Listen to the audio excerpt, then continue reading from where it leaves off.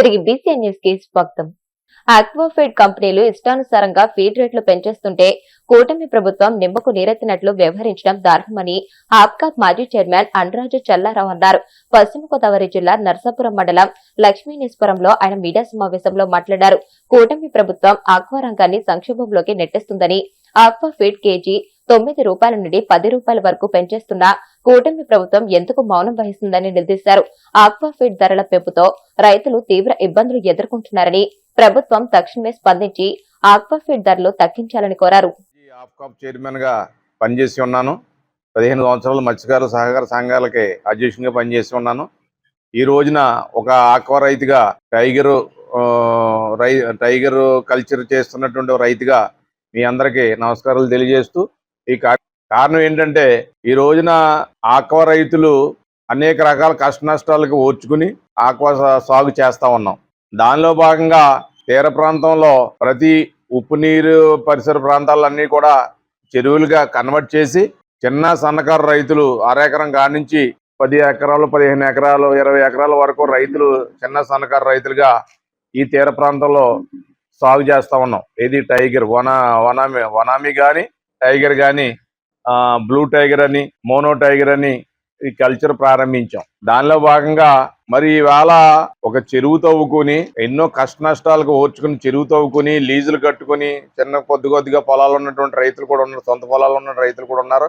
ఈ చెరువులు తవ్వుకుని ఎన్నో లీజులు కట్టలేక, అలాగే సీడు సీడు విషయంకి వచ్చేటడికి ఇవాళ టైగర్ సీడు మరి ఎక్కడ చూసినా కూడా 3 నెలలు అయినా కూడా 100 కౌంట్ కూడా రావట్లేదు. ఎదుగుదల లేదు, సీడ్లో నాణ్యత లోపం, ఎదుగుదల లేదు. అలాగని చెప్పేసి కరెంటు విషయానికి వచ్చేసరికి మరి సబ్సిడీ పెద్ద ఎత్తున సబ్సిడీ ఇస్తున్నారు. ఆ కరెంటు కూడా అరకొరగా తీసేసి, అలాగే కరెంటు కూడా ఏది నాణ్యతమైన కరెంట్ లేకపోవడం వల్ల మిలుకుమని ఏరియాటర్లు తిరగలేని పరిస్థితి. అది అయిపోతే మళ్ళీ జనరేటర్లు తెచ్చుకుని అద్దెకి తెచ్చుకుని మరి సొంతంగా వేసుకున్నా కూడా అందులో ఆయిల్ పోసుకోలేని పరిస్థితి. ఆయిల్ కోసం వెళ్ళి బంకుల దగ్గర నుంచి ఉంటే రోజులు కూడా ఆయిల్ రానటువంటి పరిస్థితి మొన్నటి వరకు మనం చదువు చూసాం. ఇలాంటి కష్ట నష్టాలు ఓర్చుకుని ఆ అప్పులు చేసుకుని బంగారాల మెల్లలో ఆడవాళ్ళ మెల్లలో పుత్తులు తాగడెట్టుకుని ఇవన్నీ చేసుకుని ఫీడ్ కోసం వెళ్తే ఏదో ఫీడ్ రేట్ ఈవేళ ఎంతలాగా దారుణంగా పెంచారండి. ఏం జరుగుతుంది? కేజీకి వనామీ ఫీడ్కి 8 రూపాయలు పెంచారు. కేజీకి 8 రూపాయలు, టన్నుకి 8,000 రూపాయలు. అలాగే టైగర్కి వచ్చేటికి 10 రూపాయలు, టన్నుకి 10,000. మరి ఇంకెక్కడి నుంచి ఫీడ్ కొనాలి? ఎక్కడి నుంచి రైతు ఈ సాగు చేయాలండి? మాకు అసలు ఏమీ అర్థం అవట్లేదు. భారీ ఎత్తున నిన్న వీరవాసరంలో బత్తాలు రోడ్డు మీద వేసి తగలబెట్టేసుకోవాల్సిన పరిస్థితి ఏర్పడింది. ఇవాళ మళ్ళీ పాలకొల్లో మళ్ళీ మీటింగ్ పెట్టారు. ఈ రకంగా మరి చేశారు. ఆక్వా రైతుని మరి ఏం ఆదుకుంటున్నట్టు? నాణ్యత కరెంట్ లేదా? అన్ని తట్టుకుని వెళ్తే సరైన గిట్టుబాటు ధర లేదు.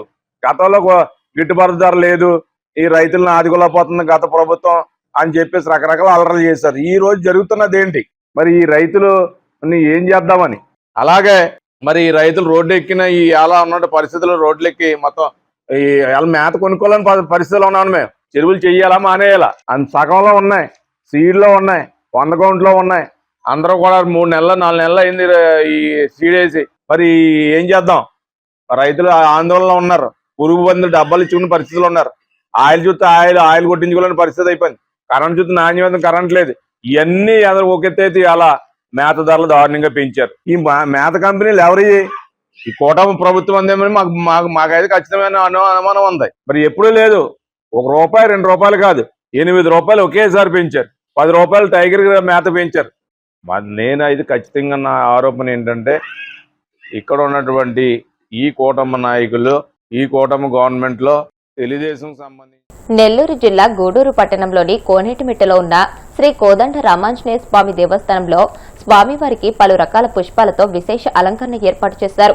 అనంతరం మంగళ వాయిద్యాలతో పల్లకీ సేవ ఘనంగా నిర్వహించారు. భక్తులు పూజా కార్యక్రమాల్లో పాల్గొని తీర్థ ప్రసాదాలు స్వీకరించారు. అంబేద్కర్ కోనసీమ జిల్లా ఆత్రేయపురం మండలం వద్దిపరులో అంబేద్కర్ యూత్ కమిటీ ఆధ్వర్యంలో సమ్మర్ క్రికెట్ సంబరాలు ప్రారంభమయ్యాయి. ఈ టోర్నమెంట్ ను గ్రామ సర్పంచ్ వడ్లపాటి రాజేంద్ర ప్రసాద్, ఎంపీటీసీ శారదా చిట్టిబాబు ముఖ్య అతిథిగా పాల్గొని ప్రారంభించారు. ఈ సందర్భంగా వారు మాట్లాడుతూ యువత క్రీడల్లో రాణించాలని అన్నారు. ఈ కార్యక్రమంలో కమిటీ ఆర్గనైజర్స్ వడ్లపాటి నాని, నరేష్, చోడగిరి కిషోర్, సతీష్ తదితరులు పాల్గొన్నారు. తన కుమారుడు బండి సాయి భగీరథ్ పై నమోదైన పోక్సో కేసుపై కేంద్ర హోంశాఖ సహాయ మంత్రి బండి సంజయ్ తొలిసారిగా స్పందించారు. తన కుమారుడిని ఒక నేరస్తుడిగా చిత్రీకరించే ప్రయత్నం జరుగుతుందని ఆయన తీవ్ర ఆవేదన వ్యక్తం చేశారు. కరీంనగర్ లో జరిగిన హిందూ ఏకతా యాత్రలో మాట్లాడుతూ ఆయన ఈ వ్యాఖ్యలు చేశారు. మీ అందరినీ నా కుటుంబలకే భావించిన, ఎక్కడి కష్టం వచ్చినా నింపేనా. ఈ తెలంగాణ రాష్ట్రంలో 150 రోజులు 1600 కిలోమీటర్లు హార్ట్లో స్టెంట్ ఉందన్న, కానీ హార్ట్ ఫుల్గా యాత్ర చేస్తాను. నేను హార్ట్లో స్టెంట్ ఉన్నా హార్ట్ ఫుల్గా యాత్ర చేస్తాను. 150 రోజుల పాటు 1600 కిలోమీటర్లు వర్షంలో తిరిగినా, ఎండలో తిరిగినా, చలిలో తిరిగినా, ఇలా తిరిగి ఈ తెలంగాణ రాష్ట్రంలో హిందువులందరినీ హిందూ ఓట్ బ్యాంక్ గా మార్చి హిందూ సమాజంలో చైతన్యం తీసుకొచ్చే ప్రయత్నం చేస్తున్నాను. కళ్ళాల పోతే కాళ్ళు కొట్టిరన్నా, కార్లలో పోతే కార్లు వలగొట్టిర్రు, తల్లికాయలు వలగొట్టిర్రు, జైల్లోకి వేసిర్రు. ఇలా కార్యకర్తలు నానా గోస పెట్టుకున్నా కూడా ఎక్కడ కాషాయపు జెండా, కమలపు జెండా పట్టుకొని విడకుండా ఈ ధర్మం కోసం, సనాతన ధర్మం కోసం ఈ తెలంగాణ రాష్ట్రంలో హిందూ రాజ్యం రావాలి, రామరాజ్యం రావాలని చెప్పి ఒక సంకల్పం తీసుకొని ఇలా ఎక్కడ ఏ హిందూకు ఆపదొచ్చినా ఇలా పోయి వాలినమన్నా. నల్గొండ వేనం, మహబూబ్ నగర్ వేనం, ఆదిలాబాద్ వేనం, వరంగల్ వేనం, ఏడ వేనమన్న పోయి తిరిగి వచ్చినామన్నా. కార్యకర్తలకు ఏ ఆపద వచ్చినా కూడా ఇదే జై శ్రీరామ్ నినాదంతో నాతో పాటు అనేక మంది నాయకులు, కార్యకర్తలు అందరం కలిసి ఈ హిందూ సమాజం కోసం పనిచేస్తామన్నా. మీరే కుటుంబం అనుకున్నా, నేనైతే మీరైనా కనుక్కున్నా, మీ ఇంట్లో మీ పెద్ద కొడుకు లెక్కున్నా, మీకోసం పనిచేసినా. మీరందరూ బాగుండాలని కోరుకున్నా. ఇలా మీకోసం ఆలోచించి, మీరే మీ మనిషికి ఆలోచించి, మీ కుటుంబ వ్యక్తికి ఆలోచించి నా కొడుకుకు టైం ఇవ్వలేదన్నా, నా కొడుకుతో మాట్లాడలేదన్నా. ఇవాళ అదే నా కొడుకును ఒక క్రిమినల్ లెక్క సమాజంలో చూపెట్టే ప్రయత్నం చేస్తే ఒక తండ్రిగా ఎట్లా భరిస్తారో ఒక్కసారి ఆలోచించురన్నా. నా కొడుకు నేనేం తప్పు చేయలేనా, మేము ఫ్రెండ్స్ ఉన్నానా, మేము తప్పు చేయలే, కలిసి ఉన్నాం, ఇలా విడిపోయినాం, నేను ఏ తప్పు చేయలే, నిజాయితీగా బయటికి వస్తా అని చెప్పి ఇలా నా కొడుకు ఎప్పటికీ నేను సమర్థిస్తలేనన్నా. తప్పు ఎవరు చేస్తా కూడా నా కొడుకైనా సరే, ఎవడైనా సరే చట్టం ముందు సమానులే. నా కొడుకు తప్పు చేస్తే తప్పకుండా నా కొడుకు శిక్ష 100% పడాల్సిందే. ఇలా నా కొడుకు ఒక రకమైన చట్టం, ఇంకో వ్యక్తికి ఇంకో రకమైన చట్టం ఉండాలని కోరుకునే వ్యక్తి బండి సంజయ్ గారు. సమాజంలో చట్టం ఎవరికి చుట్టం కాదు, సమాజంలో చట్టం అందరికీ సమానమైన విషయాన్ని ఇవాళ నేను స్పష్టం చేస్తున్నానా. ఇవాళ నేను ఎట్లా వెళ్ళినో, నేను ఏ దారిలో వెళ్ళినో అదే దారిలో నా భార్య వస్తుందని ఇప్పుడు మీకు అందరూ తెలుసు అన్న. నేను మళ్ళీ ఈ నీళ్ళు మళ్ళీ కంటెంట్ అంటారు, అదో బాధ. మళ్ళీ ఏమి నాకు కంటెంట్ కాదన్నది. ఇవాళ నేను ఎట్లా పోతున్నాను మీకు మామూలుగా తెలుసు. నేను ఏ దారిలో పోతున్నానో నా భార్య కూడా నా దారిలో వచ్చిందన్న. మీకు మా భార్య ఉద్యోగం చేస్తుంది బ్యాంకులో ఉద్యోగం చేస్తే నేను అడిగిన, ఎందుకు లీవ్ పెట్టినామమ్మా అని అడిగిన. నేను బ్యాంకు పోతే నా బ్యాంకు కస్టమర్ కడుకోమని కార్యకర్తలు బ్యాంక్ వస్తారు అన్నది. ఏదో సమస్య కోసం వస్తారు. అన్న, అక్క, వదిన, ఇవాళ సంజయ్కి చెప్పన్నా, ఏదో పని మీద చేస్తే బ్యాంకులు బాగా డిస్టర్బ్ అవుతుందని చెప్పి లాస్ట్కు లీవ్ పెట్టి ఇంట్లో కూర్చుంది అన్న. ఇలా కార్యకర్తలు అందరూ నాకంటే ఎక్కువ భార్య దగ్గరకు పోతారు. వదిన పెళ్ళుంది, తృణమో ప్రణమో సాయం చేస్తుంది ఉంటే, వదిన బర్త్డే ఉంది, తృణమో ప్రణమో సాయం చేస్తుంది, వదిన హాస్పిటల్ ఉన్నాం, తృణమో ప్రణమో సాయం చేస్తారన్న. ఉంటే సాయం చేస్తుంది, లేకుంటే ఏదో రకంగా ఇప్పించిపోతుంది అన్న.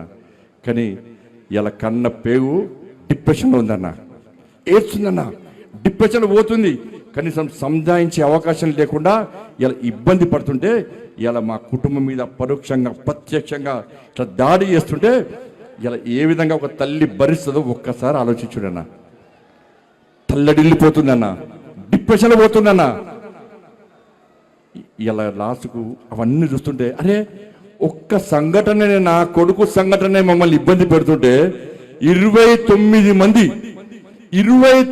మంది ఇలా ఇంటర్మీడియట్ విద్యార్థులు, మైనర్ విద్యార్థులు ఇలా ఆత్మహత్య చేసుకుంటే మరి ఆ తల్లుల బాధలు ఎట్లుంటే ఇప్పుడు గుర్తొస్తున్నాయి. వార్తలు ముగించే ముందు ముఖ్యాంశాలు మరొకసారి. Deputy speaker Karumuri Raghuram Krishnamraju target గా రాజేష్ మహాసేన పోస్టులు ఘాటుగా స్పందించిన RRR.